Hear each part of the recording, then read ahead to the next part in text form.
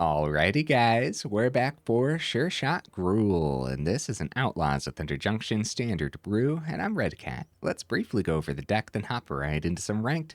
Got a couple Cactusfolk Sureshot. This is a 4-mana 4/4 Reach Ward 2. Okay. At the beginning of combat on your turn, other creatures you control with power 4 or greater gain Trample and Haste until end of turn.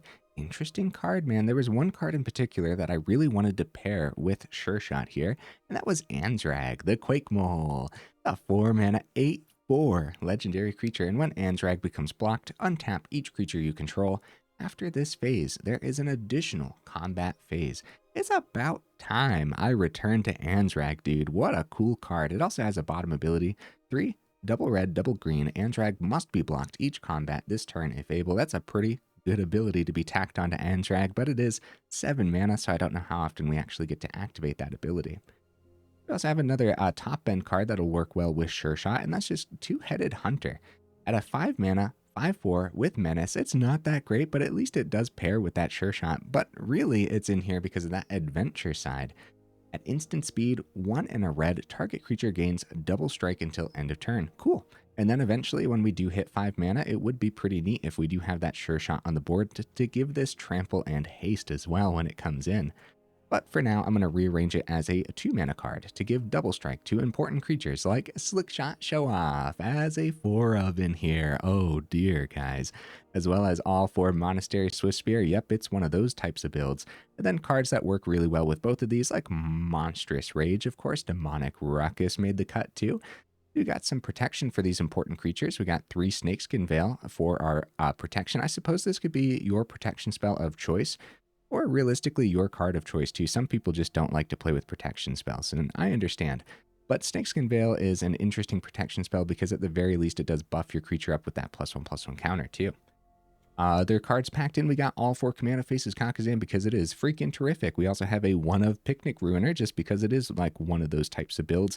And it's not going to be hard to go ahead and give this double strike each turn too in this particular build. Well, hopefully at least.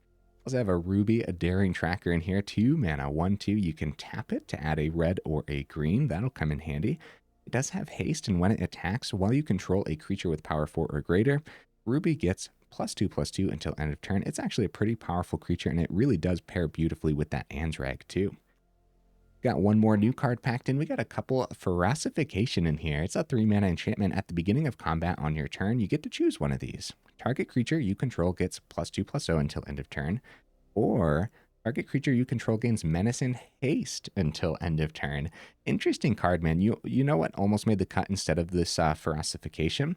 Invigorating Hot Springs. But I wanted to play with the new card instead, and also there's going to be a lot of moments where just giving something +2/+0, because a lot of the cards in here already have haste too. So I think that's going to be a little bit better than a +1/+1 counter sometimes, but we'll see. We'll see. Invigorating Hot Springs over here in the honorable mentions for a good reason.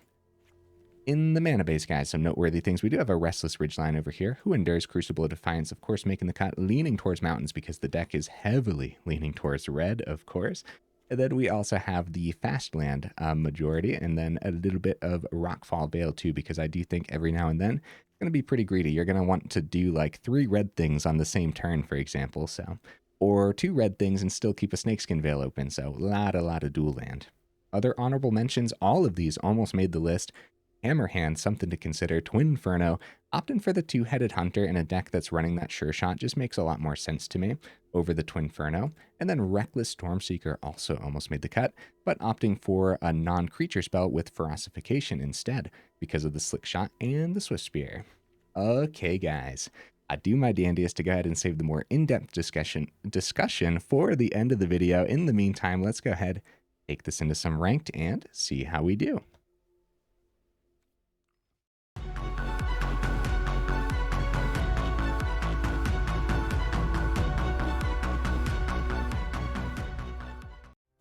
Okay, we'll see if we can get right into that first game. In the meantime, what am I expecting from the build? I think it'll be pretty good, man. I think it'll be pretty good. We'll see, we'll see. I mean, we got some really powerful cards packed in, so. We go first.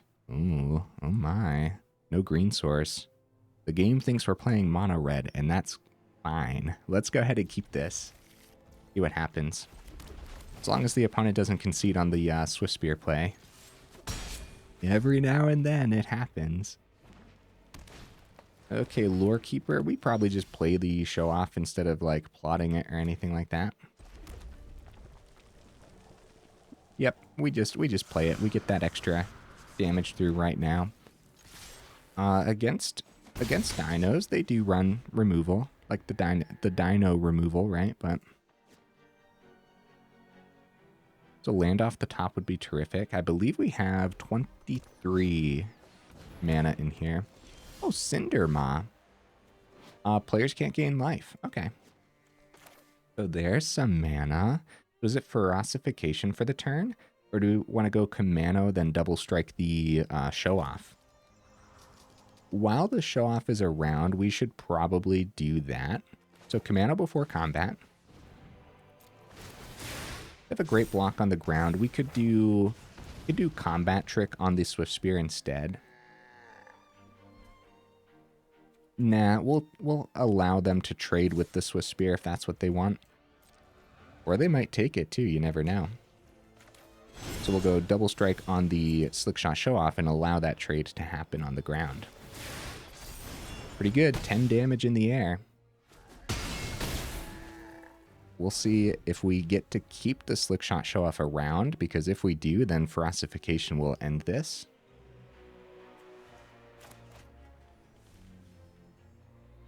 Yeah, wasn't a bad trade by any means.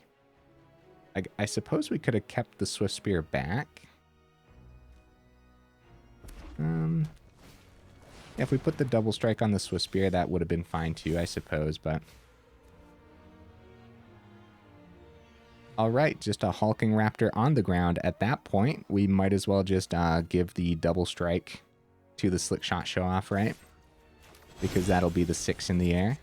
Just another two-headed hunter. Wrap the game up. GG opponent. We didn't do like anything new there. We just did the mono red stuff, which is, I mean, hey, we got like a whole mono red shell just packed into the list. So it is what it is, right? And that's going to happen sometimes. But another route to get that 6 through would have been Ferocification, get that up to 3. Oh no, that wouldn't have done it. That would have only been 5. And I almost did that too. Ooh, good thing I went with the double strike, huh? Demonic Ruckus, that would also not have done anything. So it had to be the double strike. Oops. Well, good thing I did that. That's funny. Yeah, no, just hacking double strike onto the Slickshot Show-Off is so incredibly disgusting. Like, the fact that we didn't need any other cards, like, we didn't need to trade with that Swiftspear. We could have just kept it back, or we didn't even need to play the Swiftspear at that matter, right? At that point. Oh, no, I guess we did, because we did need those early swings with it, but regardless. Oh, heck yeah. Look at this hand, guys. Whoop, whoop, whoop. Getting ahead of myself here. Kumano Ruby next turn. And depending on what we're up against, maybe we keep Ruby untapped. So that way we'll have Snakeskin Veil. Yeah, we could swing for 2. Or we could keep Protection open, which I think is much better here against Orzhov. Keep the Ruby around an extra turn. And get a better swing with it all. We could see this coming a mile away against the Restless Fortress over there. Thank you, opponent. Okay. Mountain comes down. Two-headed hunter. So, when it attacks while you control a creature, so it's not another creature, we could totally put the Ruckus onto the Ruby here successfully. It's a very, very good swing. And then we will pop the Ruckus. All right. Dude, they need some removal for that Ruby. Like, immediately. In other words, this two-headed hunter adventure is going to be brutal. I can only imagine it's going to be more spot removal, so it's a good thing we got some chunky damage through last turn. Oh, Virtue does not hit the Ruby, unfortunately.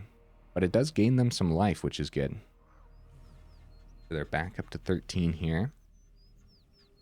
If we go Ruckus onto Ruby, and then Ruby buffs to 7, and then double strike, so they need a chump blocker or something. Oh, they find a chump blocker. Well, we have Menace, actually. Yeah. We totally have Menace on the Ruby, and Trample for that matter, too, right? So, nice. GG opponent. Holy cow. Well, that couldn't have lined up any better, huh?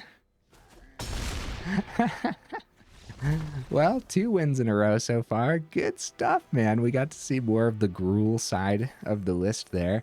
Ruby is incredible, dude. For real. Absolutely incredible. All right, let's keep the ball rolling.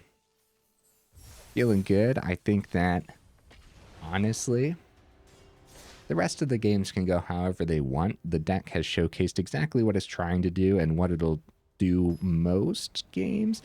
I don't want to say like it's going to win most games, but like that whole explosive concept will happen most games. That's the hope, at least, I suppose. Oh. Uh-oh. No green source. Nano, Monstrous Rage, Ferocification. If we see the green source, the opponent goes first here too. I believe this is a mulligan. Okay, much better. We get to see the Anzrag maybe this game. I'll keep the 6. Based on this hand, I do feel like we need to keep the land around. That could be scary, but flooding out in this deck actually shouldn't be that scary. We should be able to handle the mid game quite well. We do have a lot of top end things to do. Unfortunately, I'm going to ditch the Ferocification. How do you guys feel about that? It would be really sick paired with that Anzrag, but... Okay, Ruby is terrific here because we might get a turn 3 Anzrag. So who needs haste? When you got a turn 3, right? We need haste apparently because we're up against a mirror. All right. Ruby, are you gonna survive? Probably not. Maybe we should just plot the Show-Off for the turn. No, let's utilize the counter on the Kumano. And there's a possibility that this counter helps Ruby get around a cut down. Oh no, no it doesn't. No, it doesn't. It goes to a 2-3. It's gotta be a make disappear anyways. It doesn't even hit the board. Yeah, a lot of our 2-mana cards are actually just 1/2s, funny enough, but they're still pretty strong, aren't they? I think they want to take the Show-Off because Anzrag's still a couple turns away. Yep. Kumano flips next turn. They got this open. Swiftspear off the top, not terrible. We'll definitely play it.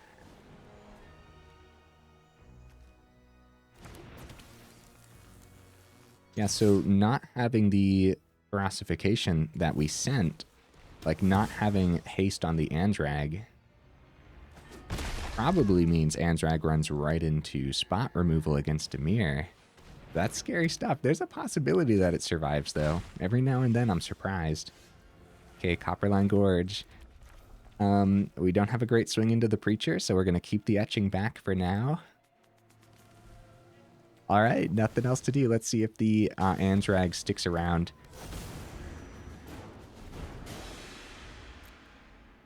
They only played a cut down this game, so...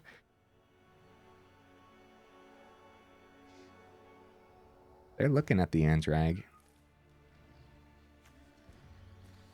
I think they'd be more than happy to remove this before we untap.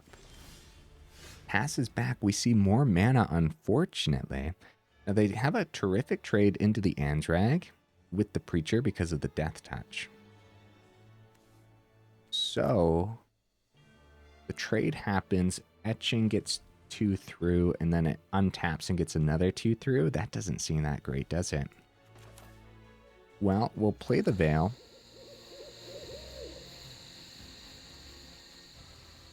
If we wait for a more explosive play... Alright, let's just wait for now because the trade is terrible. And they still have 3 mana open too. Yeah, I think that's a terrible trade. They do go for the swing. It's probably a second Preacher of the Schism then, right? Go ahead and take this. No reason to chump the Preacher. Okay, they have 3. So Picnic Ruiner. Doesn't have haste either. Probably attempt. First of all, we should probably play everything too. This could be like a Liliana style Dimir. So I'll get the Copperline Gorge down and everything too. Distribute 3 +1/+1 counters. We'll start with that and then get Ruiner down next turn. And I think I want 2 on the Etching, 1 on the Anzrag. Maybe we should have just put all 3 on the Etching because Anzrag already has a huge target on its back.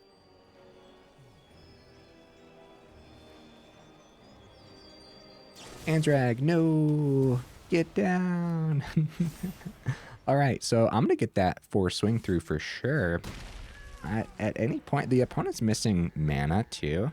At any point, I suppose we could be explosive enough to get the 15 damage through.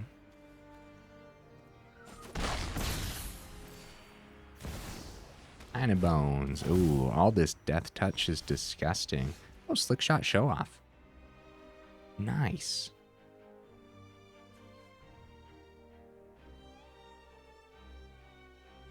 We're going to play everything, right? Opponent's still stuck at 3 mana.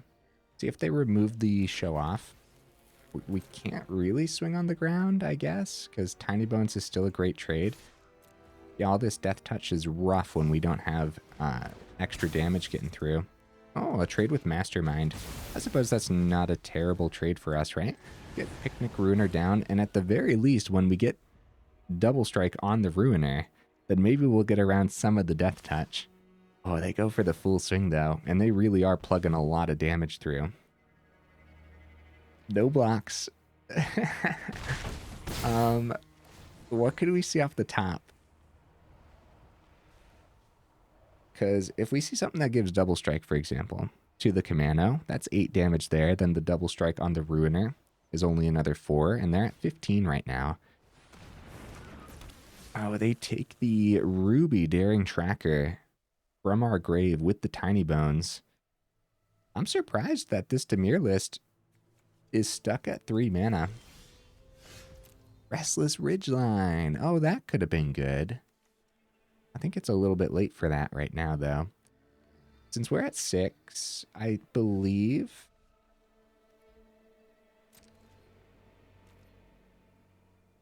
this is heavily leaning towards the opponent. I'm just going to get that swing in. Picnic Ruiner gets Double Strike here, and they might be forced to block with the Ruby because they don't know what's in our hand, so I guess they could be pretty scared of it. So they do end up blocking. They go Fairy Mastermind. So they do have 6 on the board then. Very nice opponent. Yeah, this Restless Ridgeline, that could have been pretty good early on. Yeah, good game. The second Fairy Mastermind coming down. And there's their 4th. There's the Shieldred. Dimir looking terrifying, dude. I wonder if there was a better way to play that one out, because I kind of feel like I butchered it somewhere along the way. Preacher of the Schism and the Tiny Bones, the Death Touch is terrifying. There's a lot in here that gets around that. And the Slickshot Show-Offs is actually one of those things to get in the air above the Death Touch creatures, but the opponent was well prepared for that, right? Starting with the Bat taking the first Show-Off, and then the Fairy Masterminds ready to block too. So maybe if we saw a faster lineup overall too, maybe I shouldn't have maybe I shouldn't have traded out the Ferocification for the Mulligan. If it was a land, actually, if I would have traded out the land, there was no guarantee that we were going to see more land off the top, but we totally did, and we saw a lot of it too, so. Oh, opponent goes first. This, speaking of a lot of land. Man, I want this Anzrag to do a thing so bad today. All right, let's give this a shot, and hopefully we just don't see mana for like the next 4 turns. Oh no. Oh dear. All right, let's get the Swiftspear down and get that swing. Because every point of damage matters. Yeah, when you end up seeing this much mana too, then it's nice to see the utility lands as well.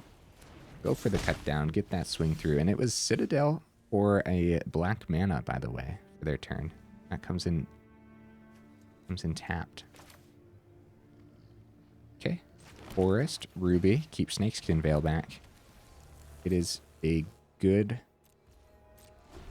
line of play when spot removal is so heavy. Trespasser. Ooh. Yeah, it's not spot removal. The Menace gets through easy peasy, and I'm not going to play the Veil. Another land. Oh dear, guys. Maybe we'll have to talk about a mid-video revamp drop of mana. Maybe not, though. Still have a lot on the top end here. We just wait for turn 4. If Ruby sticks around, then we'll have Snakeskin Veil open to protect the Anzrag. Or we could get really greedy, play it on turn 3, and just let them drop their spot removal.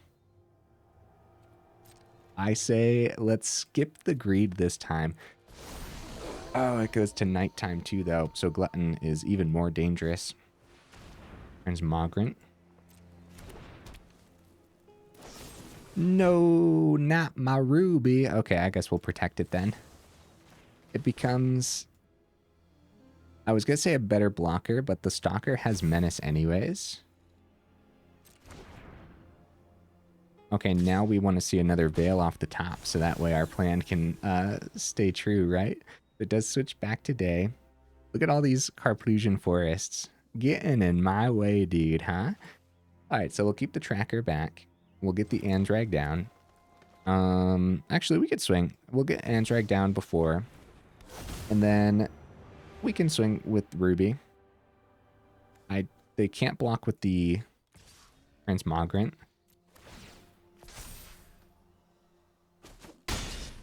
And they have 1 card in hand, well, 2 cards in hand after the draw, so. Yikes, it doesn't look like it's going to be spot removal for that Anzrag, which could be huge for us, man. They keep Trespasser back. They go for the draw down to 15. Mana off the top.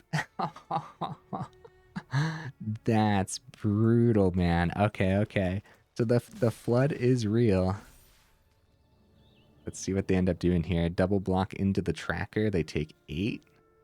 They do go for the double block, and I think we take out the Gix, right? Surprising, because they don't know what's in hand. We have 3 cards in hand. Like, we could just completely blow their creatures out of the water. Trespasser gives them life gain, though. Gix gives them card advantage, which is probably more deadly.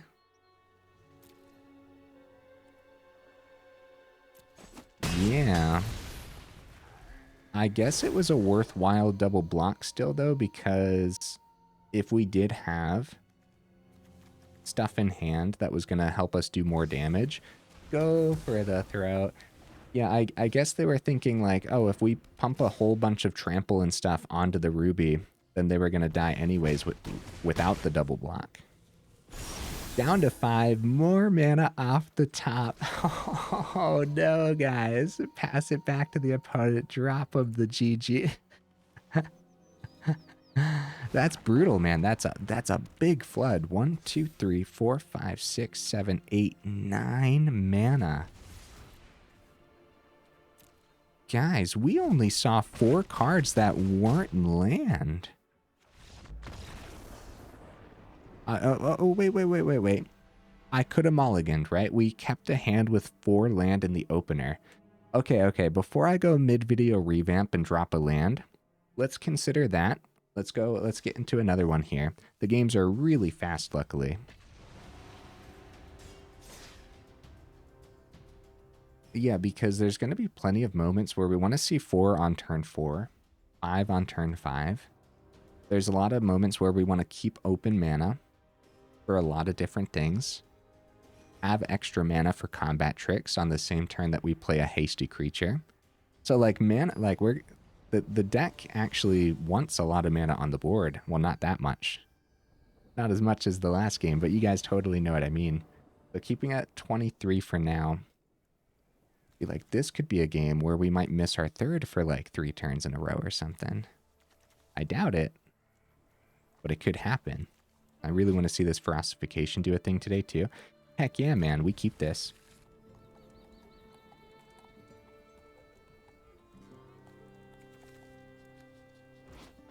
All right, let's start with that Swiftspear.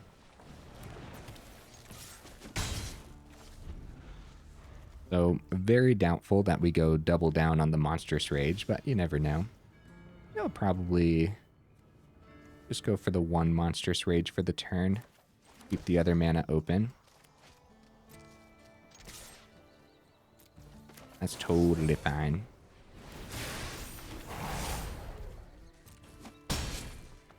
Yeah, keep the other one open in case we see like a Slickshot Show-Off or something. Or just like, it wouldn't have been that much extra damage. It would have been 3 extra damage down to 11, where we could potentially be much more explosive with the 2-headed Hunter's double strike as well. So, all right. Opponent passes it back. It was a Spirited Companion Snakeskin Veil. That could be good. Since we don't have a lot on this board right now anyways, that could be really good. If we go double strike onto the Swiftspear and keep the Veil open, we could just plug all the damage, potentially lose the Swiftspear next turn. Let's see what they do with the Companion first, because they're at 14 right now.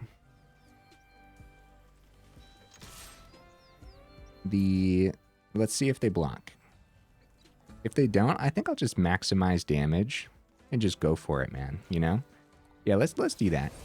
So the first roll dies, so that's at 5, and then we go double strike, so that's 12 damage. Opponent goes down to 2. But what ends up happening, as cool as that is, what ends up happening is we don't have our protection for the Swiftspear and no additional creatures in hand right now. So all they got to do is remove this, and then we sweat for a few turns trying to find that last 2 damage. So it was risky. Seal from existence. That gets rid of the Swiftspear. Easy peasy. I suppose even land would be fine because we get closer to the 2-headed Hunter, which will give haste off of the Ferocification. And now at this point too, we're like any of our Slickshot Show-Offs, anything like that, anything to get above the chump blocker on the ground. And for the opponent, what they want to see is some of their lifelink creatures. So I'm guessing this is Selesnya enchantments. So with the Menace on the 2-headed Hunter, I guess Ferocification gives Menace and Haste too. Ooh, that'll help. That's 1. I was going to say, yeah, at this point, now we would appreciate a Flood, right? If we saw mana, 2-headed Hunter, give it haste, get that swing through, but we don't know what the opponent's holding open right now either. If it is just Selesnya enchantments, oh, Spar's headquarters. I was going to say, if it is Selesnya enchantments, then this is a very slow start for them. With the Spar's headquarters, I have no clue what we're up against. They go for the swing on the Companion. We see tapped land off the top. We'll get it down, pass it back. This is a great example of the greed not being too great for us this game. It hopefully will still work out in our favor, but this is a lot of extra turns that we gave to the opponent by not keeping open protection for our Swiftspear.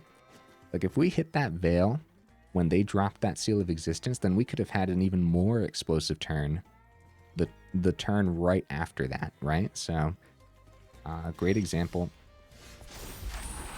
Kumano flips.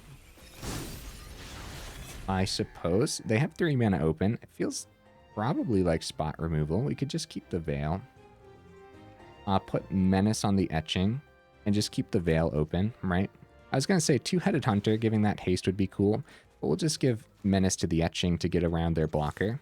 And then if it's spot removal, we just go Snakeskin Veil to protect the Etching. It can be Seed of the Empire and Snakeskin Veil. All right. And we also have the double strike too, but we don't need to do that. We won't go for the overkill while the opponent's tapped out, guys. All right. Brought the deck win rate back up to 60%. We're 30 minutes in, making good time. I totally think we can get 1 or 2 more games in easily. Let's do that. Win or lose, I am pretty satisfied with how it's playing out so far, and to my surprise, it's been a little bit of a learning experience too. There's just like some things here and there that I think I could have been doing much better in those matches. And I say to my surprise too, because I thought this was going to be a really easy list for me to run, because it's right up my alley. But no, a lot of little things to think about. It's nice. This is a great hand, but the opponent goes first. I mean, we keep it regardless of who goes first, right? Yes. Yes, I believe so. The trouble is... Oh. Yeah, the trouble is what to play out and when against what spot removal.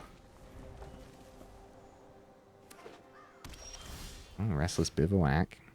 So, against spot removal, we would plot the Slickshot Show-Offs, if that's what we're anticipating. But a turn 3 Anzrag, can I really pass that up? No, I cannot. Let's get that Ruby down, because we still don't know what the opponent's playing right now. No attacks.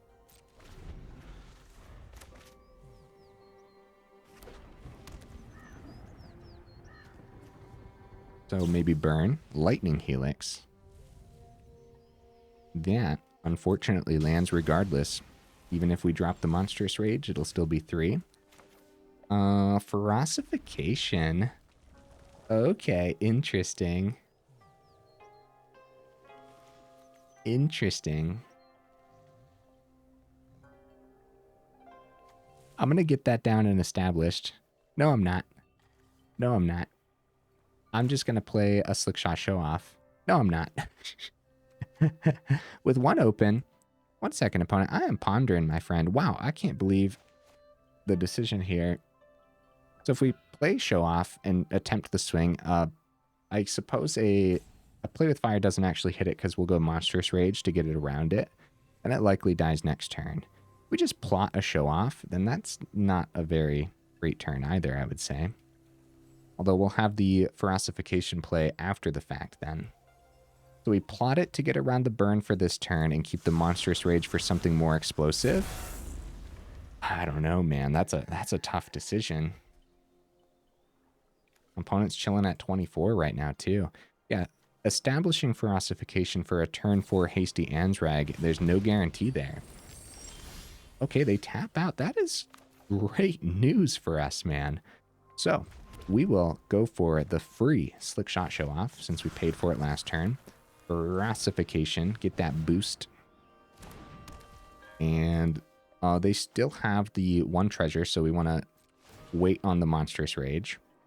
So, +2 to the Show-Off. Get the swing. Nothing's sticking, so I'm just going to go for it. Monstrous Rage. All right, that is a 10-3 Slickshot Show-Off. Very nice, guys. Very nice. Now let's see if this Anzrag can do something cool. Nice and hasty.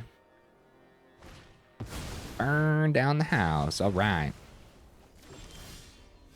Mana. Probably keep Crucible as utility. Let's get that Anzrag down. And give it haste. Haste and Menace. Swing for 8. Big damage, dude. Opponent drops us the nice. Thank you, opponent. We have another Anzrag in hand. If it's going to be like another board wipe or something else that hits the Anzrag, we'll just drop another Anzrag. So they need to kill the Anzrag and establish a chump blocker. No, 2 chump blockers, because Menace and Haste on the Ferocification. They go for life gain on Union of the third path, which is actually terrific. They gained 6 there, I believe. So they're back up to 12. Actually, that's perfect for them because we only have 11 with the show-off. We'll play the mountain and drop the show-off, and they might even have just more burn for show-off too. So that extra life gain really went the extra mile. Well, Crucible's only 3 because Anzrag is a legend. Let's go ahead and get those down too, just in case they don't have a lightning helix. If they do, they're going to get around the turn anyways, but... Alright, let's go ahead. Show-Off already has a huge target on its back regardless. So it is going to be a Sacred Fire. Okay. That's a perfect example as to why we did not target the Show-Off with the Ferocification. Opponent goes down to 2. They gained a ton of life this game. It's going to be a concede. GG opponent. We got to do a thing with Anzrag, just being a chunky creature there. Unfortunately, we didn't get to, like, actually have a second combat phase with it. But just, you know, incredible power for a 4-mana card. The Ferocification really coming in handy too. Yeah. Every now and then we see these Boros lists, like Boros Burn, and yeah, this one had a lot of life gain packed in. I like the Union of the Third Path edition, which tells me this is probably that that enchantment list that I can't remember the name of right now for some reason, even though we played with it so much. What on earth? It's on the tip of my tongue. Wow. Well, in case I forget to look it up, let me know in the comments. The enchantment that brings stuff back from the grave every time you play an instant or sorcery. I can't believe I can't remember that right now. Well, 37 minutes in. Let's see if we can end on a high note, even though that was a pretty big high note, wasn't it? We got the deck win rate up to like a 66% so far. Win or lose, I am totally satisfied with how the deck has played out. Of course, it'd be nice to see Sureshot hit the board since I named the deck after that, but it is only a 2-of in here, and probably for good reason, right? So, opponent goes first. This is a slow hand. We only got 2 mana. I said I wanted to end on a high note. We should probably mulligan, unfortunately. Woo, buddy. That's what I'm talking about, dude. We'll keep this. What the heck do I get rid of? I mean, there's a higher chance of seeing non-creature spells off the top. So Ferocification, unfortunately, is the send again, I think. Not 100% convinced there, but with the opponent going first, I think we'll go right into Ruby, right into Swiftspear to make up for the fact that this was a tapped land. Ellis Ilkor. Mana off the top.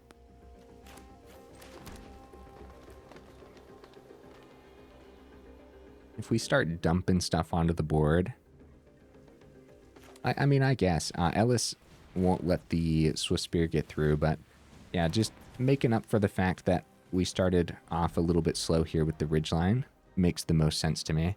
But also setting up these show-offs could be pretty good too.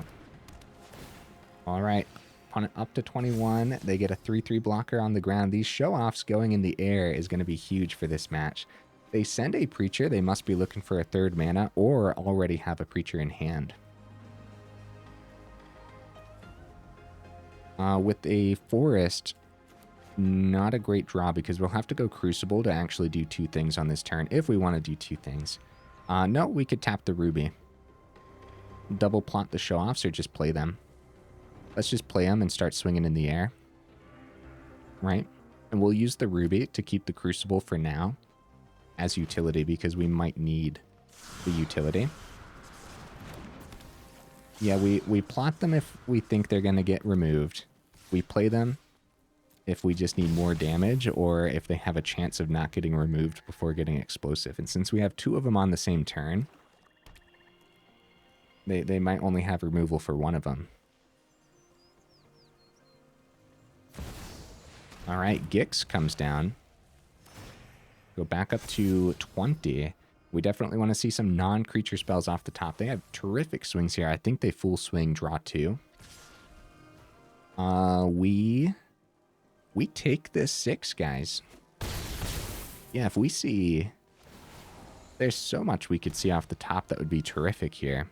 But I suppose we actually just need a couple things. Oh, mana. Ew. Ew. Well, at least we get to keep Crucible as a utility. Swiftspear number 2. Ridgeline can power up. It's a 3/4. Gets around the Gix. Buff a Slickshot.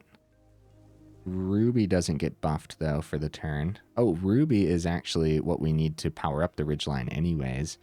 It's a good enough swing, I suppose. Right? If we full swing, they block the Swiftspear for sure. We keep Swiftspear back as an emergency chump blocker as well. I guess the Slickshot Show-Off does untap, so if we would have swung with Swiftspear, buffed the Swiftspear with the Restless Ridgeline, they probably wouldn't have blocked with the Gix, which is getting more damage through the air guaranteed, because they very well could have blocked with the Gix without any worries, traded into the Swiftspear. It would have been 2 less damage to the opponent's face. I think every bit of damage is going to come in handy against life gain. Yeah, Gumdrop Poisoner chilling over here too. This is just straight up life gain, so we should be very scared. 9 damage. Go down to 5. They have 3 open. All right, let's risk the no blocks.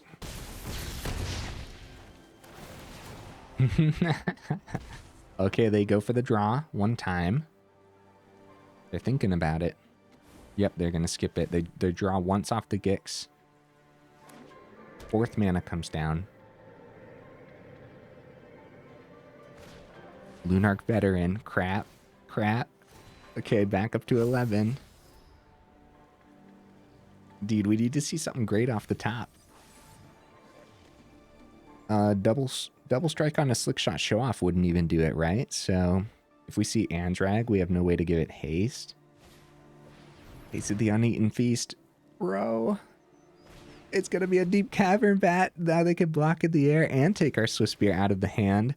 They gain 3 here, back up to 14. Oh, no. I believe this is heavily leaning towards the opponent. I'm not sure what we could possibly see, especially after risking taking that 9 damage there. Land off the top. Oh, no. Guys, look at this. This is another game where I'm really questioning if I should have sent this Ferocification or not, because I think this actually could have been pretty good here. With a board that really cares about seeing non-creature spells. All right, do we have the blocks for next turn? With Crucible Defiance, we do have the chump blockers available. Maybe. We could still successfully get the Slickshot Show-Off swing, probably. 1, 2, we're at 5. We have to chump this no matter what. This has Death Touch. 1 second, opponent. I am pondering, my friend. Yeah, with Crucible, we should have enough chump blockers, but giving the opponent an extra turn regardless, like it's so heavily leaning towards them, but for the sake of just playing it out, I'm going to still do my dandiest to survive 1 more turn. Instead of just like having a fun full swing like I usually like to do. Because I suppose there's a possibility that they don't have any more creatures to play, so they're not going to gain a whole bunch of life on their turn. We can survive the block with the Crucible. Then I guess there's a small chance of being able to get the rest of the damage through. And the Lunarch Veteran, number 2. If they play another creature, they're going to gain 4 off of that. And they already gained 3 off the first Veteran, so they're going back up to 15. A got Banded Mire, Plains. They still got this Virtue. They could go Virtue onto the Swiftspear or the Ruby. They actually just dropped the Sheoldred. And then Sheoldred's going to be another 2 when it passes to us. So we can't take 3 damage here if we want to survive the round. So no matter what, we're forced to chump there. It's a lot to click through. All right, let's see. Opponent full swings, I'm positive. They get 1 through in the air regardless. We have no blocker in the air. And then we'll have to block all 4 on the ground. Okay. Okay. So, chump, right? Chump, yep. And then 1 there, and then we go chump. Which one do we want to keep around? I guess we'll keep the Ruby around. I don't think it matters too much. As the opponent's back up to 19. We can take... We can't take... We can take the Veteran. We can double block the Ellis if we want that to die. The Death Touch only hits 1 of them. It's fine. Doesn't hit both. We take 2. We'll go down to 1 off the Sheoldred. Okay. Yeah, we totally survived for the turn, guys. Very nice.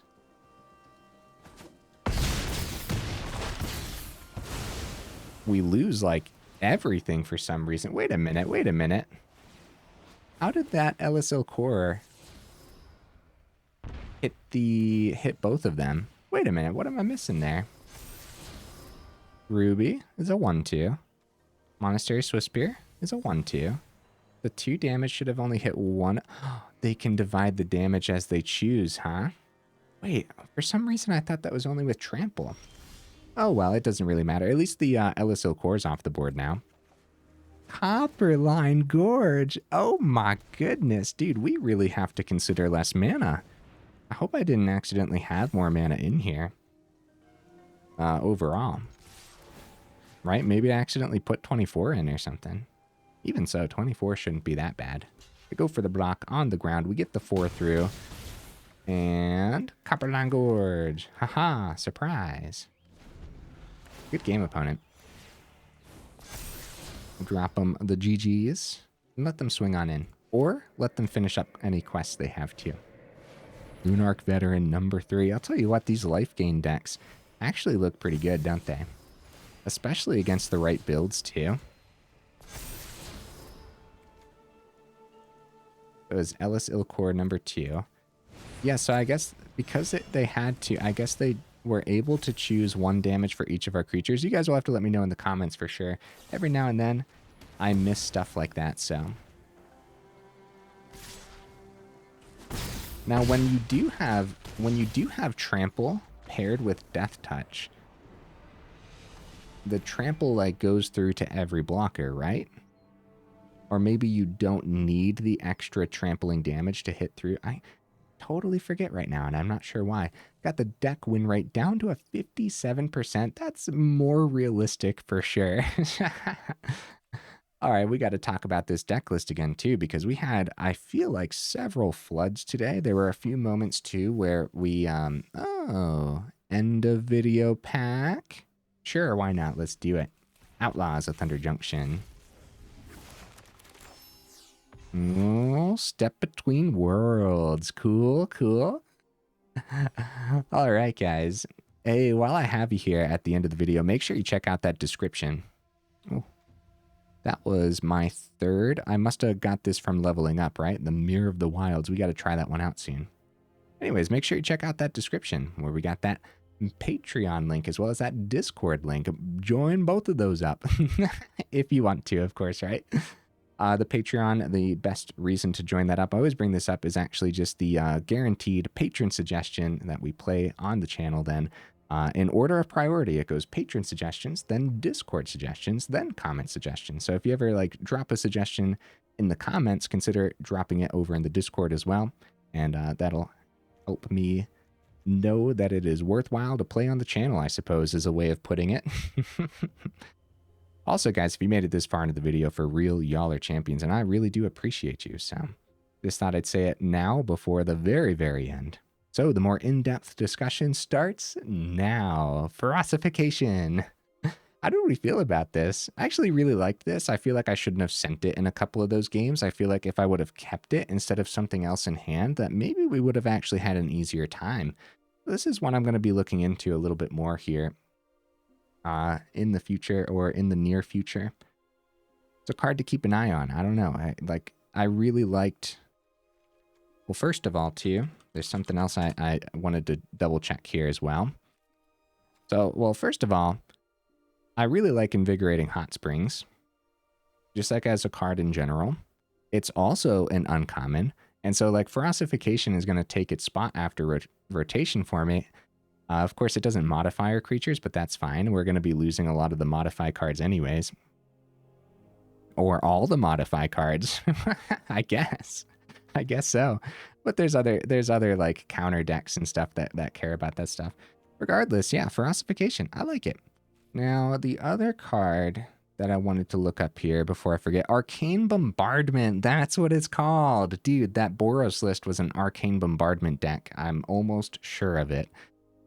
Okay, now that I remembered to actually look that up, what else do I want to say about the list? Cactusfolk Sureshot. How dare I name the deck after this card and then not see the card today? But it's only a 2-of for a reason. Like, if I, like, you know, it's just a cool name, Sureshot Gruul.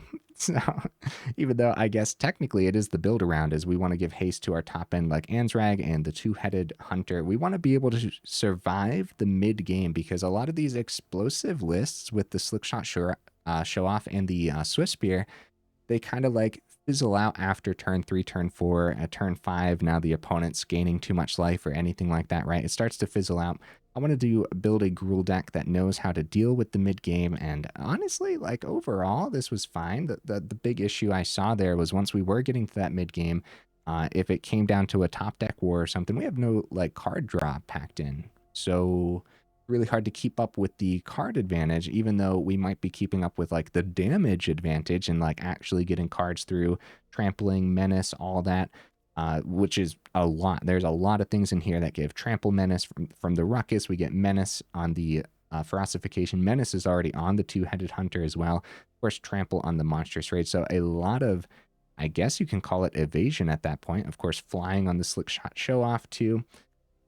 Yeah, if you don't win in the first 4 turns, hopefully the deck knows what it's doing enough to pack through enough like hasty creatures or big chunky hasty creatures in that mid game. I don't know, some card draw could be good, but what could we add or take out? Overall, the deck performed well enough for me to say I'm not going to personally change anything, but what would you guys add or take out? The 1-of Picnic Ruiner, totally like it. I wouldn't actually go up any of these. Like, we see Picnic Ruiner Gruul every now and then, and at that point too, the Picnic Ruiner Gruul is just fully those like those first 3 turns. That's what's essential, you know? And so it has a lot less of this mid-game stuff packed to the top. So they would probably literally just drop all of this and just go more Picnic Ruiners and more things that buff our early creatures as well, which actually could be detrimental. I actually really like this top end, and the top end totally did a lot for us today. Especially, of course, the adventure side of the two-headed hunter, which is just more early stuff too. So once we rearrange that, you guys can see the more aggro curve as well. The mana base, dude, 23 mana. Holy cow, I can't believe how much we flooded today. Just like drop a forest, go up a Snakeskin Veil. Well, go up a Snakeskin Veil, I guess dropping a forest might not be the most ideal thing. Go like a, we just like drop the Rockfall Veils and go up another Ridgeline. Oh, I actually like that. Keeps the mana base nice and clean. The Ridgeline totally did a thing today, and if we do end up flooding out, it's like I said, I wanted to build a fast Gruul list that still knew how to deal with mid-game. So Ridgeline totally makes sense, and in those earlier games where we flooded out, we saw that Restless Ridgeline late, and we were like, wow, this would have been pretty good earlier. So yeah, maybe a couple Ridgelines. I like that. Dropping the Veils. Okay. That gives us 1 spot. Is it the Snakeskin Veil? Yes, maybe. Having the Snakeskin Veil, There's so much spot removal, dude. I don't even know why I'm arguing with myself over this at this point. You know what I mean? I think the 4th Snakeskin Veil will be totally fine. Even when you're not using it as protection, you're using it to buff your Show-Off. You're getting an extra +1/+1 counter. And when you are using it as protection, these 1-drops just work so beautifully with Ruby during Tracker. And Ruby's so good, dude. I love Ruby.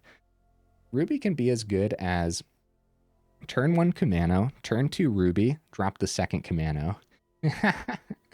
Which is actually pretty wild. Turn 3 first Kumano flips, and then the creature that you play gets an extra counter too. And at that point, maybe you'll have the 3 mana open. Apparently, in this deck, we'll have the 3 mana open. Again, I'm shocked that the 23 felt like 26, but it is what it is. That happens sometimes, and that's just Magic the Gathering. Okay, guys, enough rambling, huh? Definitely let me know what you would add or take out. Let me know if you agree with some of my decisions here at the end and how I ended up changing the deck. Yeah, for a second, I was like, yeah, like, it's good enough to not change anything, but nah, I think we should drop that mana because those games showcased that we just had too much mana in most of them, and even in some of the opening hands too, so. Okay, guys, enough rambling, huh? I will see you in the next video.